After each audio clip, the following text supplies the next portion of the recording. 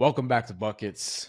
Jim Turvey is not here. He's celebrating his wedding anniversary. Bryan Fonseca here with you, joined by Dano, Mataya. It is the WNBA playoffs, the semifinals. We're in the Final Four. We already have an upset from the first game. We're going to talk about that.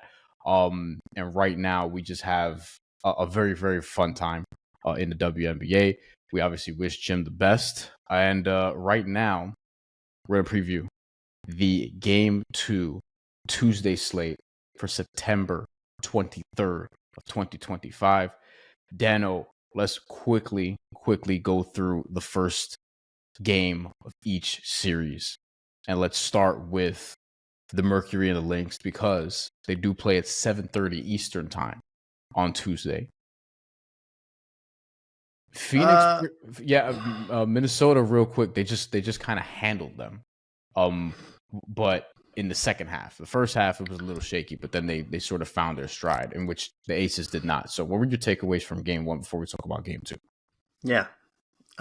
22 second half points. I think the Mercury just hit a wall, and it's kind of expected. 3-game series, emotional win at home against New York in game 3. I thought plus 8.5 was good enough. And I mean, it was a 1-point game with 5 minutes to go. And in those final 5 minutes, the Mercury only scored 2 more points. I liked a lot of what I saw from the Mercury. I think, it's the 5th time in WNBA history that a team has not gotten to the free throw line 5 times or more. So, crazy that happened. I mean, the Lynx only went 6 times. So, I think both teams are probably used to getting there a lot more. The refs really let them play physical. And, usually that's good for the Mercury, but really ran into a wall. I don't think Ka probably got enough looks down the stretch. They felt a little disjointed at times. And then, one big change that Minnesota did, because I want to say paint points was a huge thing for the Mercury. Yeah, 54 points of their 69 were in the paint. Mm-hmm. They went to I'm going to butcher her name. I've never said it on this podcast. Maria Klindenikova. I'm sorry, Lynx fans. She was fantastic. Came in for 8 minutes, all in the second half. She was a plus 14 in 8 minutes. Really was hugely impactful on the pick and rolls, and I think that was might be a wrinkle that Minnesota found. But to me, it really just ran into the Mercury running out of gas. I don't know if you saw anything that really caught your eye. Maria Klindenikova. I think so. What I saw in game 1 before we get to game 2, and what we'll do is we'll stick with this game, and then we'll pivot to the Fever and the Aces after. We'll recap the game and then get into game 2. But for this game that we just saw last night, at the time we're recording this, 82-69 Lynx win. I thought that, and I wonder if this is going to have carryover. I kind of thought the offense would be a little bit more distributed evenly to some extent. Like, Afisa Collier got her shots, although I felt like she could have been more impactful, but she showed up when they needed her down the stretch. Courtney Williams, I'm basically what we got, the same intensity. I'm expecting that the entire playoffs, because that's who she is. That's what she was doing even last year. Like, if the Liberty ended up losing that series, Courtney Williams was going to be an immense part of that. She's a big part of why they went 5 games to begin with. Now, the production side, I don't think she's going to get 23, 8, 7, and 5 every single game, on over 50% shooting. But from an intensity standpoint, from a tone setting standpoint, she does this. And I absolutely love watching her. And then Kayla McBride, who I think, spoiler alert, is going to be better in terms of efficiency from the field this game, I think. 6 of 17, but a lot of volume there. 21 points. She's somebody I'm very comfortable with in these big game spots. She's been in so many playoff games at this point. I never feel like she's going to be out of place. It's just a matter of, is she going to hit her shots or not? Always a threat from three, but could also create on the inside as well. I do think, you're going to have to get a little bit more from somebody else. Maybe it's Heidemann. Maybe it's going to be an Alana Smith, but I do think if the Mercury are going to continue to have this offensive output, then maybe it's not going to be the case, but I'm not expecting them to go away quietly. I like them in the Liberty series. I thought they were going to win that series, and they did, largely because their defensive intensity, and Alyssa Thomas is going to set that. Like, she's going to make sure that the team is responsible in defense. They were for a half, and then it kind of got away from them. So I guess to my concern with them would be, can you actually manufacture enough offense to compete in this series, and take advantage of when the Lynx are a little bit more top heavy in terms of where their scoring is coming from? Yeah, and I don't think they're gonna go 3 for 23 from three again. Like that, they're Correct. they're gonna make some outside shots. But yeah, Courtney Williams was. It got to a point. It's like every time she hits a spot that's like 2 feet inside the 3-point line, you just feel like it's going in, and Yes. I don't remember. I mean, I'm rattling my brain from like an NBA comparison of somebody who shoots at that volume from the mid range and is that good at it. It's unbelievable. I mean, you're gonna wind up with wings like Kevin I Durant, DeMar DeRozan. Although I don't remember DeMar DeRozan's efficiency off the top of my head. It's crazy. So yeah, Booker. I mean, those are shots you typically want a defense to take, but Minnesota will punish you. But yeah, I feel good going into game 2. All right, game 2 for this series. Let's do it. The Lynx -7.5 point favorites at the time we're recording this. The over under, which is moved a little bit, it's at 159.5. We'll see where that eventually lands. That's a number I'm actually paying close attention to, because this could be a little bit of a dogfight from a game to game basis. All right, what is your best bet for this game? Yeah, I mean, it opened at +9 and it's down to +7.5. I'm taking the underdog on the spread. I'm taking the Mercury +7.5. I do think Phoenix finds a way to steal one. They were dynamite in game 2 at New York. Nate's pretty good at making adjustments. I'm not, he's not going to get the terrible game out of Bonner again. You just got to also look out for Minnesota to make some adjustments as well. But it wouldn't surprise me if this went back to Phoenix and the series was tied. It wouldn't surprise me either. I could totally see that. I'd be more surprised the other way, just because of the respect I have for this team. Talked about their defense already. Also of note, we barely got any free throws in this first game. I wonder if that's going to be a sort of point of emphasis where, and there were complaints. Like you saw players, saw Nafisa Collier, saw Alyssa Thomas, like kind of barking at the officials, a level of physicality that, as you mentioned, there was a lot being let go. Phoenix was 4 for 4 from the free throw line for the entire game. Satu Sabali had all 4 free throws. Yeah. And made all 4 of them, obviously. And then for Minnesota, Kayla McBride was 5 for 5. Courtney Williams missed her 1 free throw attempt. Nafisa Collier had 0 free throw attempts. If I could bet her over on free throw attempts in this game, I probably would, because I think there's going to be a concerted effort, both from the officiating crew, but also from the players to try to get to the line, like try to attack, because they both have pathways to getting downhill, I think. And then with the Mercury, I mean, I could totally see them covering and winning outright, so I don't mind that at all. For me, I'm going with Kayla McBride over 14.5 points. This kind of carries over from what I was saying earlier. I don't know if the Lynx are going to win this, as I mentioned, but I do think Kayla McBride is going to be consistently someone who's in the mix offensively at a high level. 17 shot attempts this last game. I think if you give her 17 shot attempts every time, she'll go over. And I think, she had 21 last game. She obviously had the free throws. If we're expecting more free throws, I think she could get to the line, obviously. She was 4 for 9 from 3. Will there be some carryover there in terms of the percentage? That's 44-ish, 45%. don't know, but I do think the volume is going to be there just consistently for Kayla McBride. Like I could see her living around sort of 14-ish shot attempts, about half of them coming from three, get a couple of free throws. Like I think she'll have enough to do that. I'm actually surprised that the over-under is only 14.5. I could see with another over this getting closer to that 16-ish or so range. So I tend to like Kayla McBride in these spots and how she can play off Nafisa Collier and Courtney Williams. Yeah. Yeah. I mean, I think if anyone's been consistent throughout these playoffs at scoring at all three levels, it's definitely K-Mac. Okay, let's get to the other part of the playoffs. The Indiana Fever pull off the upset in game one, beating the Las Vegas Aces. I'm sure this made a lot of people happy.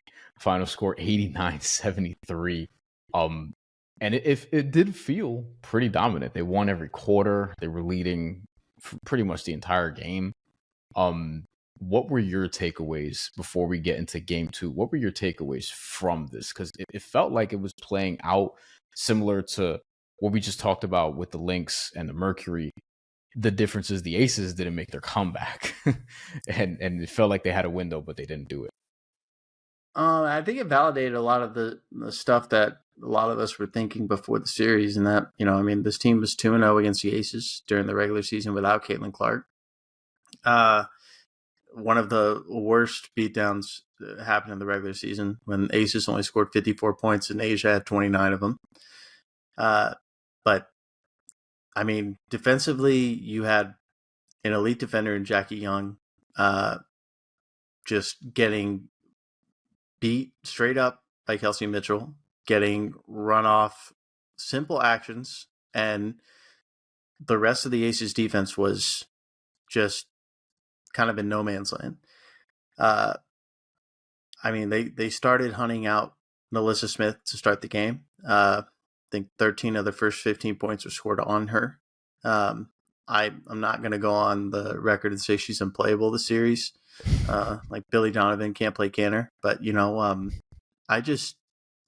can't guard Aaliyah Boston, can't guard Natasha Howard, and you get her in any pick and roll action, she's just too slow.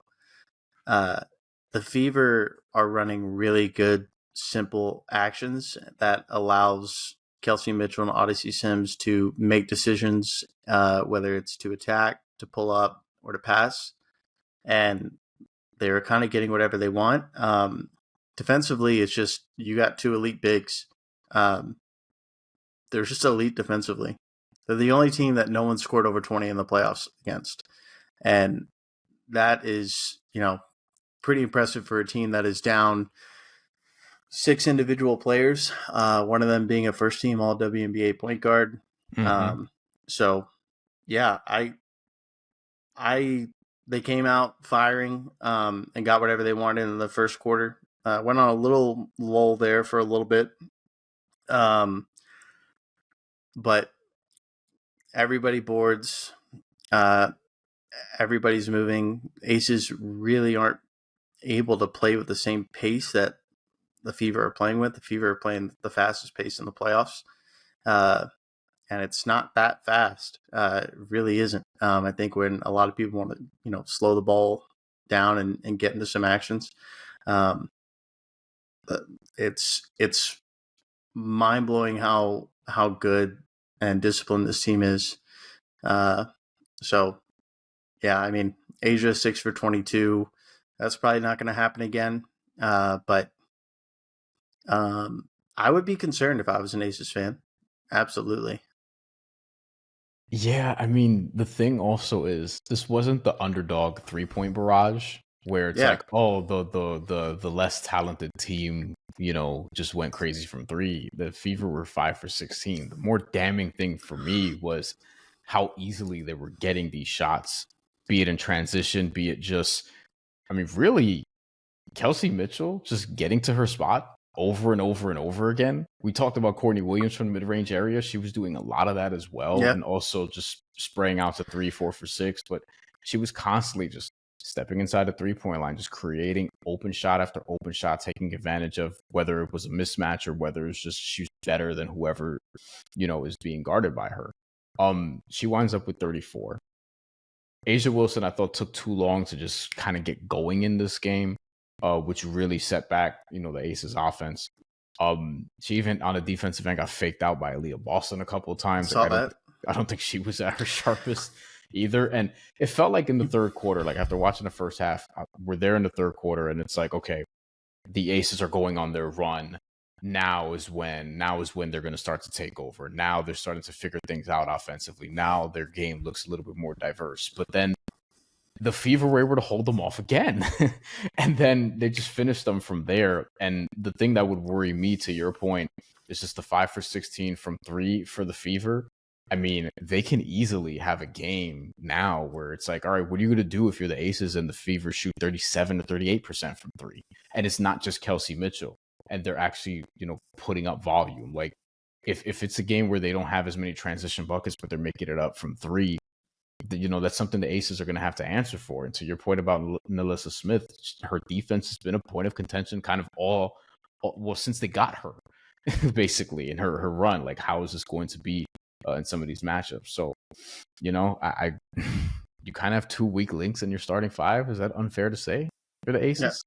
Yeah. I mean, I don't know what people want to qualify Kirsten Bell as a starter, and doesn't really play starter minutes, near to Nalissa Smith, but I think they're going to have to go small and continue to go small, unless Nalissa Smith can add value.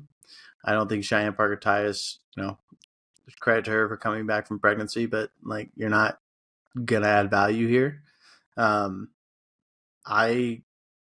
think it's probably the popular looking ahead, transitioning into game 2. I think, everyone's seeing, okay, a home favorite loses outright at home. Take them to come out and go nuts. But I'm going to ride the Fever on the spread again. Plus 9.5. Makes sense that this line is moved towards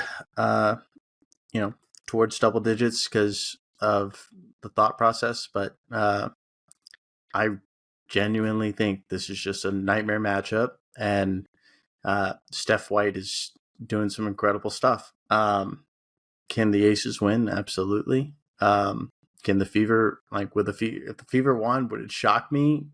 Kind of, because I think Asia will probably get 15 free throws tomorrow.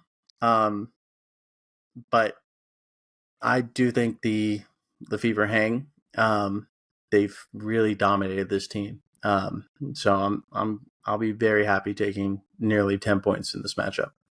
9.5. We're seeing some 8.5s. So depending on what you like, it could be out there for you. Also, the total, by the way, 164.5. We'll see where that lands. But at the time we're recording this, it's 164.5, with the Aces being favored by anywhere from 8.5 to 9.5, depending on where you're looking. We're not going head to head, but I do like the Aces in the first half, at least, -4.5. I tend to like these bounce back spots where this works out in the NBA a lot. And we're going to get more intel on the WNBA side of this as these series get longer. Because remember, the finals this year, for people watching and, maybe overlooked or whatever, it's going to be a 7-game series for the first time. We're going to get that in the finals. So that's going to be interesting there. And obviously here, this is the best of 5. I do think the Aces are still better, while I agree with a lot of what you're saying in terms of this matchup. Like, this could easily now go 5 games, very easily. And it doesn't mean the Aces are necessarily going to win it. They should, but what should happen is not always the case. And I do think here, I like the first half, not the full game. The full game, I'm a little iffy on that. It's a lot for what we just saw. And if there's carryover from game 1 to game 2, there's a world where this is a closer game, but that doesn't necessarily benefit the Aces covering. I do think that in the first half, it's 4.5. Better start, more focus. Maybe you're getting better bench production too. That's something that was kind of lacking outside of Dana Evans. And we'll see if Jewel Lloyd could be a factor in this series. That's something that I think they're going to need her offense at some point. A lot was made about her coming off the bench and how much better the team looked down the stretch. This could have been just a one-off in that regard, but hasn't been a model of consistency for her this season. But I do think at the very least, Asia Wilson is going to respond. I feel good about Chelsea Gray having a nice game here. I'm not worried about those two. I'm not really particularly worried about Jackie Young either. I would be. Everyone else. I'm not. I get why. I'm not. I don't know. I really don't know what would give me any confidence on anyone but Asia from every box score of this matchup. I just don't see it. And the Fever have been the best 3-point defense in the playoffs. It is there's a world where the Fever sweep, and I mean we could even see a reverse sweep the other way. But the only person I'm trusting, and I mean I feel like Asia 30 bomb should be an auto bet after having the worst game probably since they went on this run. 25.5 for Asia. Makes sense. Right. That's ridiculous. Absolutely ridiculous. But I'm just saying, like they worked on, or I want to say what I read was Becky said they worked on like 90% defensive schemes leading up to game one. And I mean, if you look at the box scores, it really, you're only giving up like 80. It's not like they're blowing, they're, like you said, they're not killing you from three. The offense to me is what I'm worried about. Yeah, I mean, for me, from an effort standpoint, I guess I'm not worried about those three. Effort, yeah. Everyone else, yeah. I mean, look, the speed doesn't make me feel awesome about Chelsea Gray in terms of like the transition defense now compared to like previous version of her probably. Sure. And then with Jackie Young, if she's not hitting her three, like I still know she can be productive as we just saw in game one. But to your point, Kirsten Bell and Alyssa Smith, I wonder like what the leash is going to be in terms of minutes, and when Becky Hammond decides, okay, look, there has to be a more radical change here in terms of the minutes distribution. I do feel like we might get a Jewel Lloyd game too, like one of those games where she just hits like 5 threes, she's unconscious. Yeah. But I mean, I haven't watched the game one back, and then a couple games, and I mean they hadn't played before that since July, so it's they are different teams for sure. Aces hadn't lost at home since August 2nd, 12 straight until losing outright. But there's something magical about this Fever team, and I just feel comfortable and safe betting on this team to not stop fighting, and even if they're down at half by like 7 or something, to make a game out of this. So yeah, I think we're somewhat aligned. First half, I just think there's too much variability, and you're relying so much on. I mean, Asia did go 6 for 22. She should come out swinging. I wish I could take like a couple. She missed probably more than a couple. She missed a few bunnies also. Started 0 for 6. Yeah. She missed a few bunnies also. Like there was one instance I'm misremembering if it was second quarter or third quarter where she missed back-to-back layups. There were actually a bunch of instances where she would miss like a gimme, or at least for her a gimme on the inside, or a mid-range jumper that she typically makes where somebody else had to get the putback. And a couple times it was Jackie Young. I just think, and Alyssa Smith grabbed an offensive rebound at some point. I just think she's gonna have a better game, and she'll drive them in this one. And then from there, I don't know. And it's gonna be interesting, like whenever this Fever run ends, whether it's in this series, whether it's in the finals, whether it's as champions, I do wonder how we're gonna look back and talk about it. Given the success that they've managed to have despite missing like every guard possible. It feels like, and obviously, Caitlin Clark being the main one there, because I mean, this is somebody who's already an all-star, already one of the best players in the league, and she's not even here for any of this, and the team is doing well, really well, as a matter of fact, probably better than we all anticipated. To recap our best bets for the game 2 slate for the Phoenix Mercury and the Minnesota Lynx, which is at 7:30 Eastern time. I'm on Caleb McBride over 14.5 points.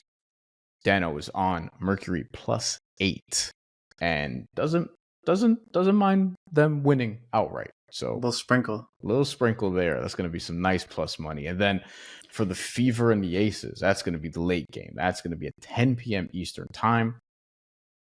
Dano's on the Fever +9.5, and I'm on the Aces in the first half to cover -4.5. But I'm not necessarily picking them to cover the entire game. Before we get out of here, remember that you can sign up for the Action Network app and sign up for Action Pro. Action Network app is free, but Action Pro, you got to pay a little bit for. But it is worth it for real-time picks alerts from experts like Chris Raybon and Brandon Anderson, my guys, Stuckey, Nick Geffen, the entire Action Network team, Matt Moore, myself, etc. You can get Action Pro, our pro projections powered by Sean Corner. And we also have everything from the predictive analytics team, which does a great job here. You can visit the Action Network app and at actionnetwork.com/pro. Get $20 off a year of Action Pro with the promo code Buckets20. That's $20 off for a full year of Action Pro with the code Buckets20. So don't miss out on any of that. Visit the website, use the code Buckets20, and get that deal done. That's all we have for this episode. We'll be back very soon with more WNBA playoff talk. Enjoy the games and enjoy both series. They're really, really fun. And we'll catch you in a few days. Take it easy.